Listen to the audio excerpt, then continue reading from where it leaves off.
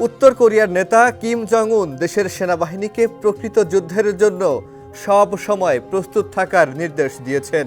সামরিক বাহিনীর আর্টিলারি ইউনিটের একটি গোলাবর্ষণ প্রতিযোগিতার সময় তিনি এই বার্তা দেন।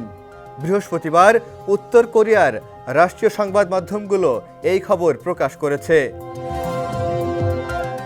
এক ভিডিওতে দেখা গেছে সৈন্যরা সমুদ্রের দিকে গোলাবর্ষণ করছে। একই সঙ্গে কিম জং উন দূরবীন ব্যবহার করে একটি পর্যবেক্ষণ পোস্ট থেকে ওই মহড়া খতিয়ে দেখছেন, যার পাশে সামরিক বাহিনীর শীর্ষ কর্মকর্তারা অবস্থান করছে। তবে এই মহড়াটি কোথায় অনুষ্ঠিত হয়েছে সে বিষয়ে এখন পর্যন্ত সুনির্দিষ্ট কোনো তথ্য জানা যায়নি। এদিকে রাষ্ট্রীয় সংবাদ সংস্থা KCNA এর মতে কিম জং উন সেনাদের নির্দেশ দিয়েছেন যে যুদ্ধকালীন মুহূর্তে শত্রুকে ধ্বংস করার সক্ষমতা অর্জন করা জরুরি।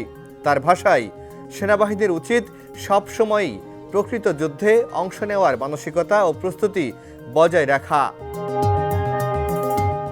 এই মন্তব্য বিশেষ করে তখনই এসেছে যখন উত্তর কোরিয়া ইউক্রেন যুদ্ধে রাশিয়াকে সরাসরি সামরিক সহায়তা প্রদান করছে।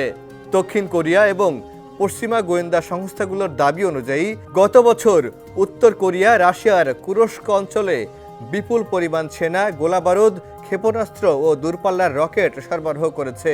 তাদের তথ্য বলছে ইতিমধ্যে রাশিয়ার পক্ষে লড়াই করতে গিয়ে অন্তত 600 উত্তর কোরিয়ান সেনা নিহত এবং কয়েক হাজার আহত হয়েছেন। রাশিয়া রুশ পররাষ্ট্রমন্ত্রী সের্গেই লাভরভের সঙ্গে এক বৈঠকে কিম জং উন ইউক্রেন যুদ্ধ নিয়ে মস্কোকে পূর্ণ সমর্থন দেওয়ার প্রতিশ্রুতি দেন। ডেস্ক রিপোর্ট, সমকাল।